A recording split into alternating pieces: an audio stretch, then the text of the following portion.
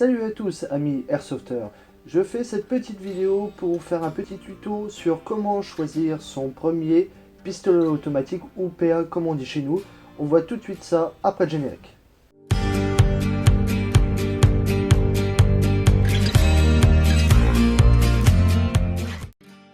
Vous êtes un jeune Airsofter et vous désirez commencer par acheter vos répliques et vous commencez par votre réplique de points. Vous arrivez sur internet et vous voyez tout ça. Mais lequel choisir, me direz-vous? Nous allons déjà séparer les PA en deux catégories, les NBB, les non-blowback, et les GBB, les gaz blowback. Les NBB ont un système à culasse fixe, alors que les GBB ont un système à culasse mobile. Les NBB seront moins gourmands avec votre système d'alimentation, que ce soit gaz ou CO2, et auront un entretien moins rigoureux du fait que votre réplique n'est pas ouvertement exposée à la saleté extérieure, contrairement au GBB où la culasse avance et recule et les poussières ou autres saletés viendront encrasser plus facilement votre canon, votre joint au pup ou votre bloc au pup ou toute autre pièce de votre réplique. Cependant, les GBB accentuent le côté réaliste de la réplique du fait que votre culasse recule et avance contrairement aux ceux à culasse fixe. Ensuite, nous allons rediviser ces deux catégories en 5 catégories qui sont les systèmes d'alimentation, donc les springs, les gaz, les CO2, les AEP et les HPA. Nous allons tout de suite enlever les springs car ce sont des systèmes qui sont normalement conçus pour l'airsoft pour les mineurs, donc avec une puissance en sortie de bouche de 0,07 joules. Et ce système consiste à chaque fois que vous désirez tirer une bille, à armer la culasse en arrière et à tirer.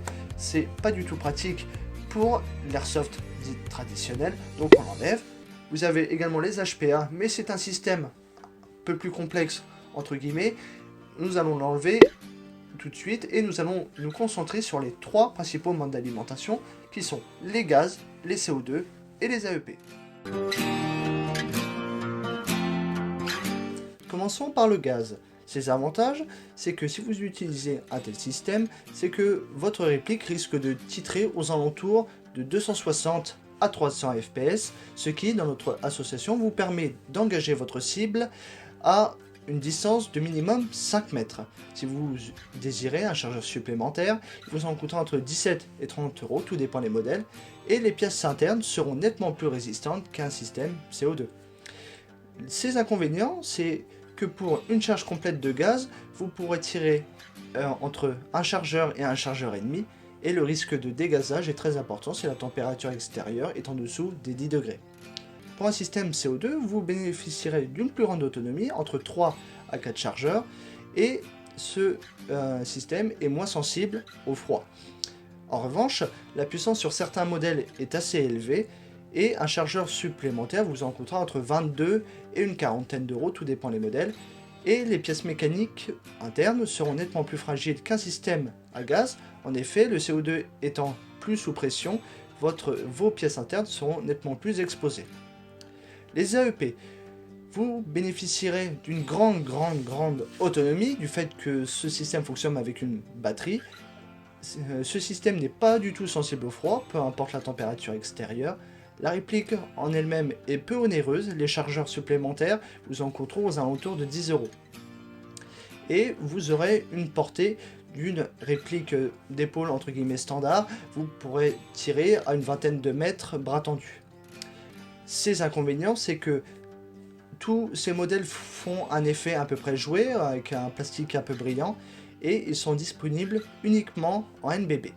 Nous allons maintenant passer à la dernière partie de cette vidéo, mes conseils. Alors, mes conseils.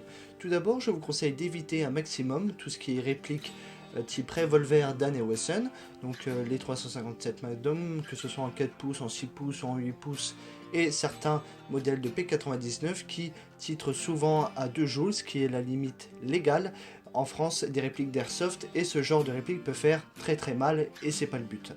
Dans un second temps, je vous conseille de vous rendre dans un magasin spécialisé dans l'airsoft pour voir quel gabarit de réplique vous correspond le mieux.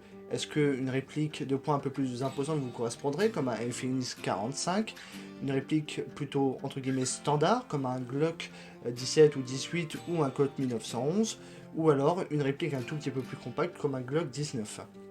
Pour mes conseils d'achat, pour un modèle AK, je vous recommande un Glock WEG17 GeForce T3.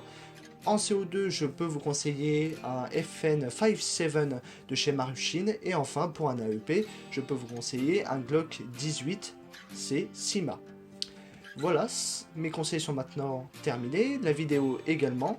Je précise que cette vidéo est basée entièrement sur une expérience personnelle. À vous de rejeter ou de bien vouloir acquérir mes conseils. C'est purement personnel encore une fois. Et je vous remercie d'avoir regardé cette vidéo en entier. Je vous dis à bientôt pour d'autres vidéos.